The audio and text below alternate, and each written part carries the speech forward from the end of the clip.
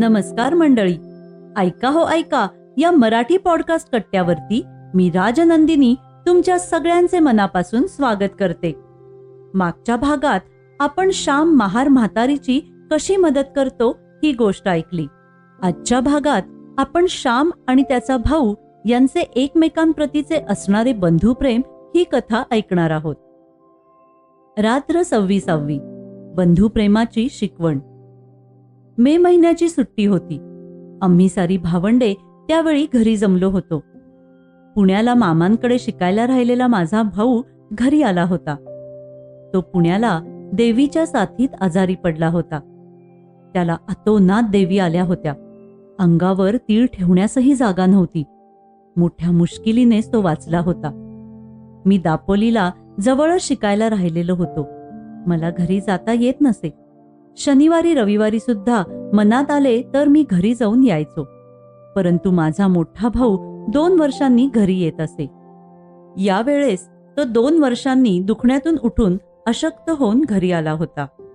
देवीच्या रोगातून उठलेल्या माणसाच्या अंगात उष्णता फार वाढते. देवीची आग फार असते.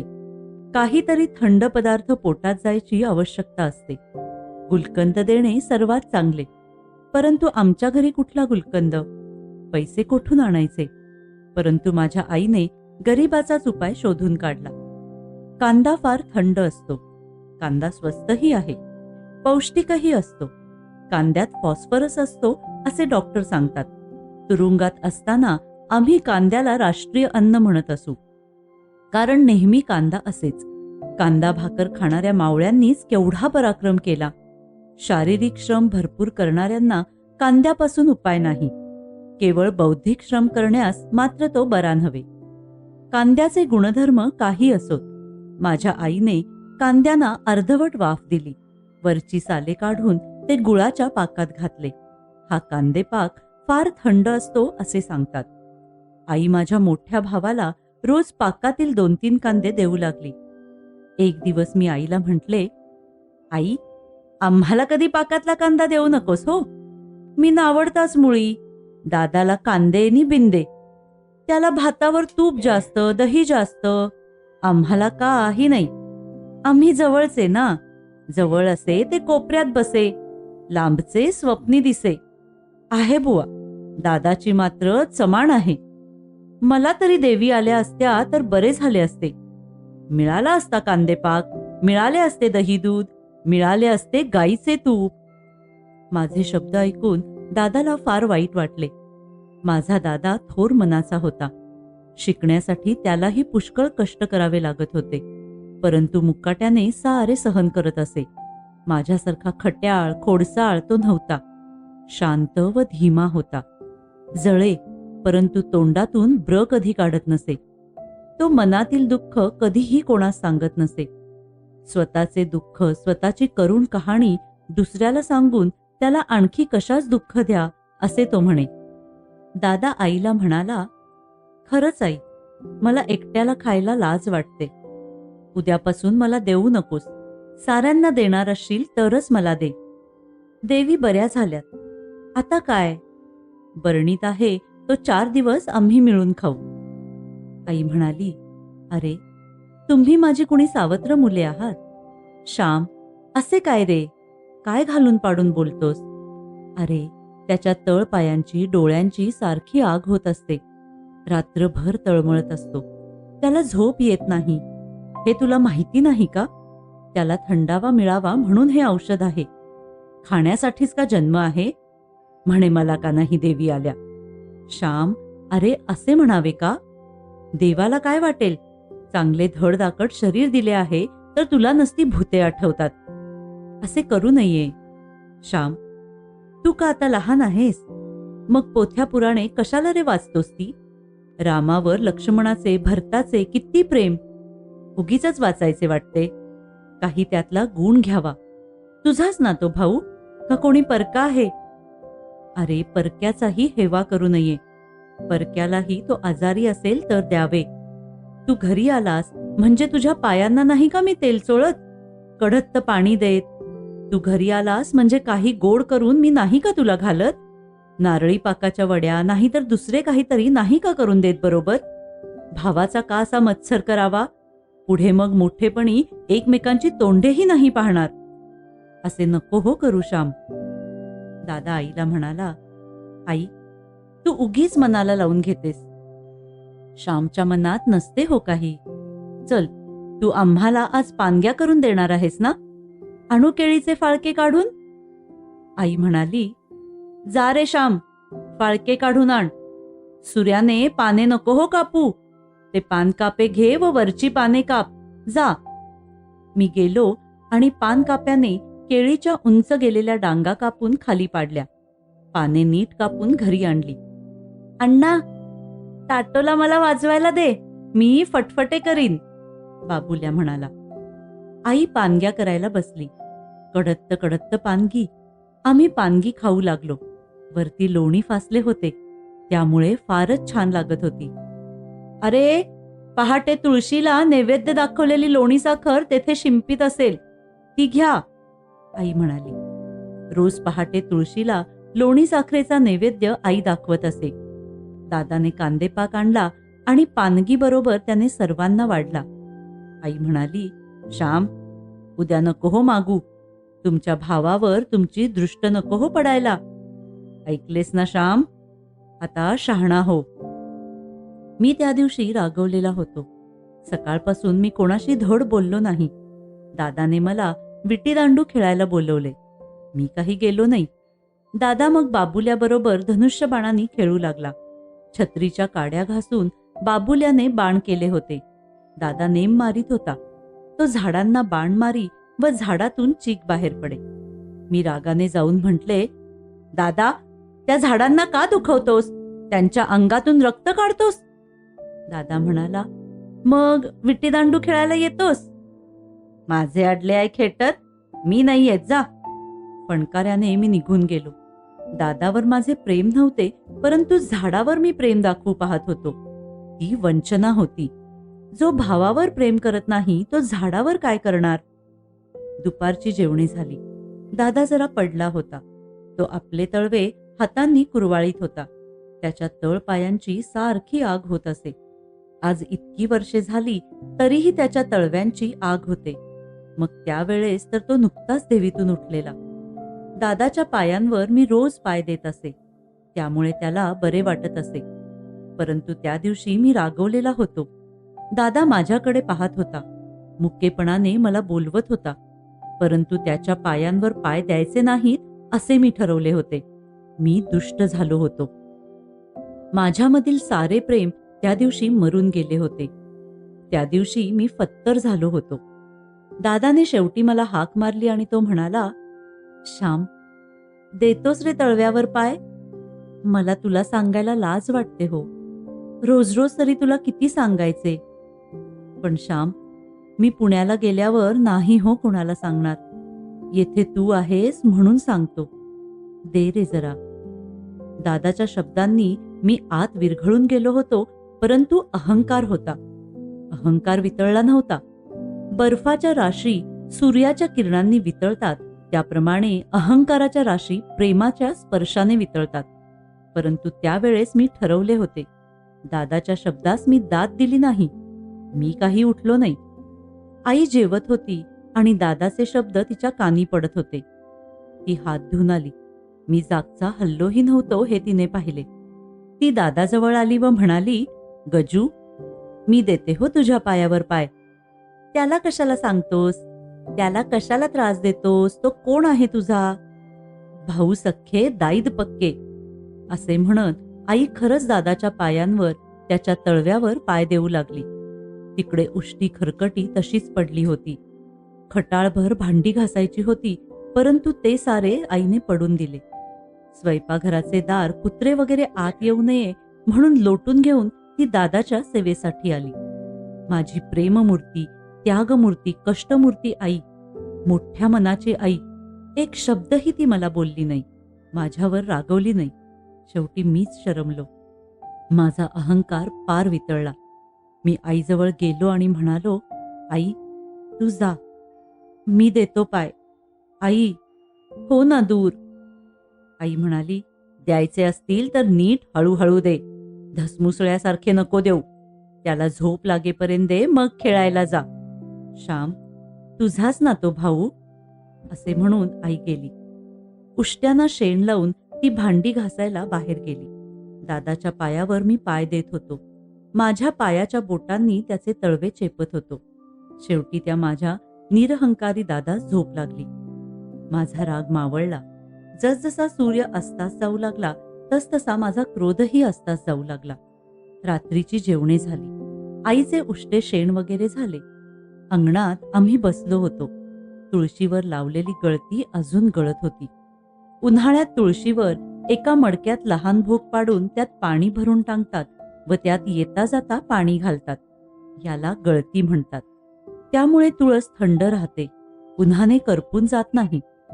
तुळशीजवळ पणती लावलेली होती, परंतु अंगणात दिव्याची जरुरी नव्हती. सुंदर चांदणे पडलेले होते. माझ्या दादाच्या मनासारखे निर्मळ चांदणे पडले होते. दादा, मी, पुरुषोत्तम व बाबुल्या अंगणात बसलेलो होतो. दुर्वांची आजी व आई सुद्धा बसल्या होत्या. शेजारच्या जानकी वहिनी सुद्धा आल्या होत्या. भिजत घातलेल्या वालांच्या डाळिंब्या काढायच्या होत्या. आम्ही भराभर उफड्या पाटावर डाळिंब्या दोन्ही हातांनी काढीत होतो. मी आईला म्हटले, आई, तू ते अभिमन्यूचे गाणे म्हण ना, मला फार आवडते. पडला अभिमन्यू, मन्यू वीररणी, चक्रव्यूह रचिला द्रोणांनी, पडला अभिमन्यू. म्हणतेस का? कृष्ण व अर्जुन रात्री रणांगणात अभिमन्यू कोठे पडला होता ते शोधावयास जातात. मुखाने कृष्ण कृष्ण असा मंजूळ जप अभिमन्यू करत असतो. त्या मंजूळ आवाजावरून अभिमन्यू येथेच असेल असे त्यांना वाटले. कसे छान आहे गाणे. आई, म्हण ना ग. आई म्हणाली, आज आजीच छानदार गाणे म्हणणार आहेत. ते आज ऐका. म्हणा ना हो तुम्ही ते चिंधीचे गाणे. मी पण पुष्कळ दिवसात ऐकले नाही. आईने आजीला सांगितले. दुर्वांच्या आजीला गाणे येत असत, म्हणून मागेच सांगितले आहे तुम्हाला. चिंधीचे गाणे मी ऐकले नव्हते. मला वाटले काहीतरी पर्ह्यातली पातेरी कोण हुक करी अशासारखेच ते असेल. मी उतावळा होऊन, ते नको चिंधीचे भिकार गाणे, चांगले पितांबराचे तरी आजी म्हण, असे म्हटले. आजी म्हणाली, श्याम, ऐक तर खरे, त्या चिंधीच्या गाण्यात पितांबर पैठण्याच आहेत. आजी गाणे म्हणू लागली. आजीचा आवाज गोड होता. ती योग्य तेथे जोर देऊन हात वगैरे लावून हलवून गाणे म्हणे. भावनामय होऊन गाणे म्हणे. विषयाशी एकरूप होऊन गाणे म्हणे. त्या गाण्याचे आकडकडवे ध्रुवपद असे होते. द्रौपदीसी बंधू शोभे नारायण. हे चिंधीचे गाणे ज्याने रचले तो थोर कवी असला पाहिजे. मोठी सुहृदय व रम्य कल्पना या गाण्यात आहे. कृष्णाचे द्रौपदीवर फार प्रेम व द्रौपदीचेही कृष्णावर. अर्जुन व कृष्ण हे जसे एक रूप, म्हणून अर्जुनालाही कृष्ण असे नाव आहे, त्याचप्रमाणे कृष्ण व द्रौपदी यांच्यातही जणू अभिन्नत्व अद्वैत आहे असे दाखवण्यासाठी द्रौपदीसह कृष्णा नाव मिळालेले आहे. या गाण्यात फार सुंदर प्रसंग कवीने कल्पिला आहे. कृष्णाचे पाठल्या बहिणीवर सुभद्रेवर प्रेम कमी, परंतु द्रौपदी ही मानलेली बहीण हिच्यावर जास्त. असे का? कवीला ही शंका आली व ती त्याने या गाण्यात मांडून तिचे निरसन केले आहे. प्रसंग असा आहे. एके दिवशी तिन्ही लोकी फेरी करणारे नारद ब्रह्मवीणा खांद्यावर टाकून भक्तिप्रेमाने गाणी म्हणत कृष्णाकडे आले. नारद हे तिन्ही प्रकारच्या लोकात म्हणजे सूर, नर, असुर यातील तिन्ही स्वभावाच्या लोकात सात्विक, राजस व तामस व श्रेष्ठ, मध्यम व कनिष्ठ अशा तिन्ही वर्ण प्रकारच्या लोकात फिरत. त्यामुळे त्यांना नाना अनुभव येत, नाना दृश्ये पाहावयास मिळत. कोणाचा महिमा वाढव, कोणाचा गर्व दूर कर. कोठे कोपऱ्यात सुगंधी फूल फुललेले असेल तर त्याचा वास सर्वत्र ने, इत्यादी कामे ते करीत असायचे. त्यांना सर्वांच्याकडे स्थान असे, कारण ते निस्पृह होते व सर्वांच्या कल्याणासाठी ते झटत असत. यावेळेस पांडवांकडे कृष्ण पाहुणा आलेला होता. नारदाला पाहताच कृष्णदेव उठले व त्यांनी त्यास क्षेमालिंगन दिले व कुशल प्रश्न केले.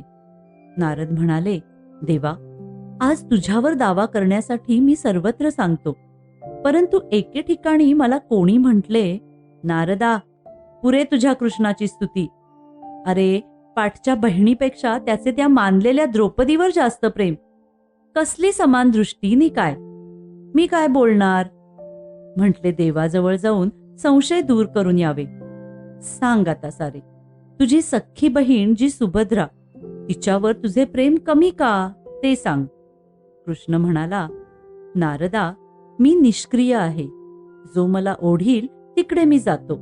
वारा सर्वत्र आहे, परंतु घर बंद करून ठेवणारा, खिडक्या लावून घेणारा मनुष्य जर असे म्हणू लागला, वारा ज्यांची घरे बंद नाहीत त्यांच्याच घरात जातो, माझ्या घरात का येत नाही, तर ते योग्य होईल का?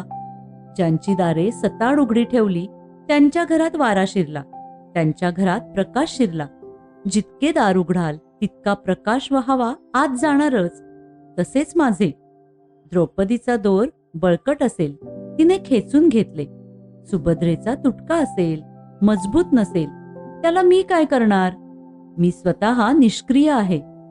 लोके निस्पृह मी, सदा अजिम मी, चित्ती उदासीन मी, हेच माझे योग्य वर्णन आहे. परंतु तुला परीक्षा पाहायची आहे का? हे बघ, मी सांगतो तसे कर. सुभद्रेकडे धावत पळत जा आणि तिला सांग, कृष्णाचे बोट कापले आहे, एक चिंधी दे बांधायला. तिने दिली तर घेऊन ये, तिने नाही दिली तर द्रौपदीकडे जा व तिच्याजवळ माग. नारद सुभद्रेकडे आले. सुभद्रा म्हणाली, ये रे नारदा, प्रथम सांग, काही कुठली वार्ता सांग. कैलासवर, ब्रह्मलोकी, पाताळात कोठे काय पाहिलेस ते सांग. तुझे आपले बरे, सारीकडे हिंडतोस. तुला नारदा कंटाळा कधीच येत नसेल ना? रोज उठल्या नवीन लोक, नवीन देश. आज नंदनवन, उद्या मधुवन. बैस. अरे, एवढी घाई काय आहे? नारद म्हणाले, सुभद्राताई, बसायला वेळ नाही. कृष्णाचे बोट कापले आहे, भळाभळा रक्त येत आहे. बोट बांधायला एक चिंधी दे. नारदा, आता चिंधी कुठे शोधू? हा पितांबर, हा त्यांनी उत्तर दिग्विजयाच्या वेळी आणला, आणि हा शालू, हा कुंतीभोज राजाने भेट म्हणून पाठवला होता. नारदा, घरात एक चिंधी सापडेल तर शपथ. ही मौल्यवान पैठणी. नारदा, चिंधी नाही रे, असे सुभद्रा म्हणाली. बरे तर, मी द्रौपदीताईंकडे जातो, असे म्हणून नारद निघाले. द्रौपदी कृष्ण कृष्ण म्हणत फुलांचा हार गुंफीत होती. नारदाला पाहताच द्रौपदी उठली. ये नारदा, हा हार तुझ्याच गळ्यात घालते. बैस या चौरंगावर. हल्ली माझा कृष्ण येथे आहे म्हणून आलास, नाही का? त्याच्या भोवती तुम्ही सारे भुंगे जमवायचे, पण माझा कृष्ण सारा लुटू नका हो, मला ठेवा थोडा. द्रौपदी, अगं थट्टा करायला वेळ नाही, बोलायला वेळ नाही. कृष्णाचे बोट कापले आहे, चिंधी दे आधी. नारद घाबऱ्या घाबऱ्या म्हणाला, खरे का रे नारदा? किती सारे कापले? माझ्या कृष्णाचे बोट कापले? अरे रे, असे म्हणून नेसूचा पितांबरच फाडून तिने चिंधी दिली. भरजरी ग पितांबर दिला फाडून, द्रौपदीस बंधू शोभे नारायण. माझ्या आजीने गाणे इतके भावपूर्ण म्हटले की मी तल्लीन होऊन गेलो होतो. डाळिंब्या काढायचे विसरून गेलो होतो. गाणे झाले. मला आई म्हणाली, श्याम, आवडले की नाही? ऐकलेस की नाही नीट? आईचा हेतू ओळखला. मी आईला विचारले, आई, आजीला तू हेच गाणे आज म्हणायला का सांगितलेस ते ओळखू? ओळख बरे, तू मनकवडा आहेस, आईने म्हटले. मी म्हणालो, आज दुपारी दादाच्या पायांवर मी पाय देत नव्हतो. सकाळी त्याला कांदेपाक खाऊ देत नव्हतो. सुभद्रा सख्खी बहीण असून कृष्णाला चिंधी देईना, तसा मी सख्खा भाऊ असूनही प्रेम करत नाही. मला तुला हे दाखवून द्यायचे होते, होय ना? मला लाजिवण्यासाठी हे गाणे तू आजीला म्हणायला सांगितलेस, खरे की नाही सांग? आई म्हणाली, होय, पण तुला लाजवण्यासाठी नाही, तर तुला प्रेम शिकवण्यासाठी. मी एकदम उठलो आणि दादाजवळ गेलो. दादाचा हात हातात धरून मी गदगद स्वरात म्हटले, दादा, आजपासून मी तुला नाही म्हणणार नाही. मी तुला प्रेम देईन, भक्ती देईन. माझ्या दुपारच्या वर्तनाबद्दल तू मला क्षमा कर. दादा म्हणाला, श्याम, हे काय रे, क्षमा आणि बिमा कसली मागतोस? मी दुपारचे विसरूनही गेलो होतो. आकाशातील ढग क्षणभर असतात, तसा तुझा राग. तुझा लहरी स्वभाव माहिती आहे आणि तुझे मन स्फटिकाप्रमाणे निर्मळ आहे हेही मला माहिती आहे. आई, आम्ही कधी पण एकमेकांना अंतर देणार नाही. क्षणभर भांडलो तरी फिरून एकमेकांना मिठी मारू. आई म्हणाली, तुम्ही परस्पर प्रेम करा, त्यातच आमचा आनंद, देवाचा आनंद. चला तर मग मंडळी, आज इथेच थांबूया.